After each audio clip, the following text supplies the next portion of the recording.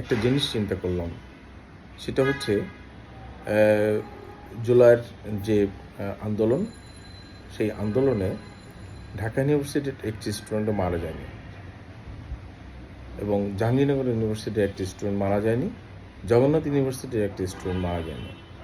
মারা গেছে চিটাং ইউনিভার্সিটির 2 জন, রংপুর ইউনিভার্সিটির 1 জন, এবং নর্দার্ন ইউনিভার্সিটির 2 জন, এবং অন্য আরও দু একটা সাউথ ইস্ট ইউনিভার্সিটি সহ আরও দু একটা ইউনিভার্সিটির স্টুডেন্ট মারা গেছে, এবং সাধারণ ছাত্রছাত্রী মারা গেছে। তবে এক্ষেত্রে বেশি মারা গেছে সাধারণ মানুষ, খেটে খাওয়া মানুষ, রিক্সাওয়ালা, দোকানদার, মুরগির দোকানে কাজ করে, গ্যারেজে কাজ করে, সাধারণ পথচারী।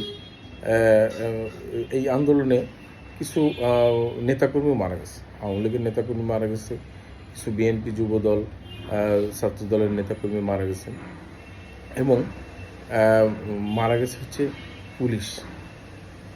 আমি মারা যাওয়ার যে কথাটা বলছি, কেন ঢাকা ইউনিভার্সিটি বা জাহাঙ্গীরনগর ইউনিভার্সিটিতে কোনো ছাত্র মারা যায়নি, কিন্তু তারা কিন্তু সবচেয়ে বেশি আন্দোলনে এখনও পর্যন্ত সুযোগ সুবিধা পেয়েছে। পুলিশের যারা মারা গেছে তারা কিন্তু সবাই সাধারণ পুলিশ, সিপাই লেভেলের, কোনো বিসিএস ক্যাডার পুলিশ অফিসার মারা যায়নি।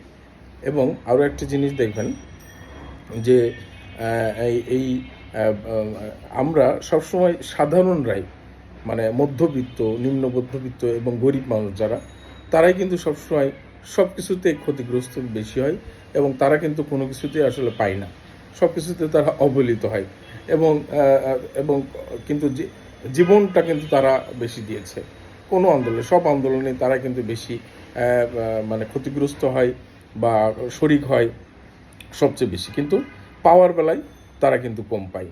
হ্যাঁ, এই সংস্কার বা গণতন্ত্র, এই সব কিছু মিলে 53 বছর চলছে, কিন্তু এই যারা সুবিধাভোগী, যারা উচ্চবিলাসী, তারাই কিন্তু সব কিছু ভোগ করেছে। এই সংস্কারের নামে যদি সংস্কার মানে সঠিকভাবে হবে কিনা আমি জানি না, যদি হয়ও দেখবেন যে সাধারণ মানুষের জন্য কিন্তু কোনো সংস্কারের এই সুফল কিন্তু বয়ে আনবে না। আন্দোলনে সাধারণ মানুষ বা সাধারণ পুলিশ যেভাবে জীবন দিল, কিন্তু জীবন ঝরে গেল, রক্ত বিসর্জন দিল, কিন্তু সাধারণ মানুষের বেলায় কিন্তু সেই ডিম 180 টাকা ডজন, আলু 60 টাকা কেজি, পেঁপে 80 টাকা কেজি। সাধারণ মানুষ কি চায় ভাই? সাধারণ মানুষ তো 2 বেলা খেতে চায়। সাধারণ মানুষ তো আপনার ওই উপদেষ্টা হতে চায় না, বা মন্ত্রী এমপিও হতে চায় না। তো সাধারণ মানুষের স্বাভাবিকভাবে জীবন চলার জন্য যা করার দরকার সেইটা করার ব্যবস্থা করেন। মানুষ এই যারা মধ্যবিত্ত, যারা নিম্নবিত্ত, যারা গরিব মানুষ, যারা খেটে খাওয়া দিনমজুর, তাদের করার চিন্তা করেন। উচ্চবিলাসী যারা বড়লোক, যাদের অনেক টাকা পয়সা আছে, তাদের চিন্তা করে কোনো লাভ হবে না, কারণ এই মেজরিটি মানুষ কিন্তু এই মধ্যবিত্ত এবং নিম্ন মধ্যবিত্ত এবং গরিব মানুষ।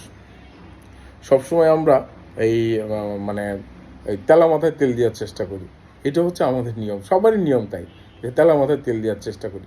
তেলা মাথায় তেল একটু বন্ধ করেন, তেলা মাথায় তেল না দিয়ে একটু সাধারণ মানুষ কীভাবে বেঁচে থাকতে পারে, সাধারণ মানুষ তাদের কীভাবে স্বাভাবিক জীবন যাপন করতে পারে, সেই জিনিসটা আমাদের মনে হয় ভাবা উচিত। সেটা যেই সরকারই হোক না কেন, এই সরকার, পরের সরকার, বা আগামী যে সরকারই আসবে না কেন, সাধারণ মানুষের কথা চিন্তা করে আইন করবেন, সংবিধান করবেন। আর যেখানে হাত দেন না কেন, সংবিধান বলেন, পতাকা বলেন, জাতীয় সঙ্গীত বলেন, এসব হাত না দিয়ে আগে বাজারে হাত দেন। বাজার অস্থিতিশীল হয়ে গেছে, বাজারে এই ব্যবসায়ীরা সুযোগ নিচ্ছে। এই যে যাদের দায়িত্ব আছে, এই দায়িত্ব অবহেলার কারণে তাদেরকে আইনের কাঠগড়ায় তোলে, এবং এই দায়িত্ব সঠিকভাবে পালন না করার কারণে বাজার এক রকমের সিন্ডিকেটে, এই ব্যবসায়ী সিন্ডিকেট, এরা হচ্ছে সবচেয়ে বেশি খারাপ।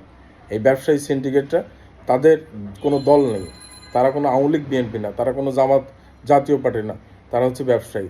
তারা সবসময় চিন্তা করে কীভাবে সিন্ডিকেট করে ব্যবসা করতে, এবং গরিব মানুষদেরকে কীভাবে মারতে হবে, গরিব মানুষদের পকেটকে কীভাবে কাটতে হবে, এটা হচ্ছে সবসময় তাদের চিন্তা। সো এই চিন্তা করে পথ চলুন। আগামীর বাংলাদেশ ভালো একটি বাংলাদেশ। রাজনৈতিক দল আবার বাংলাদেশের রাষ্ট্র ক্ষমতায় আসুক এবং সঠিকভাবে দেশ পরিচালিত হবে এই আশাবাদ ব্যক্ত করছি।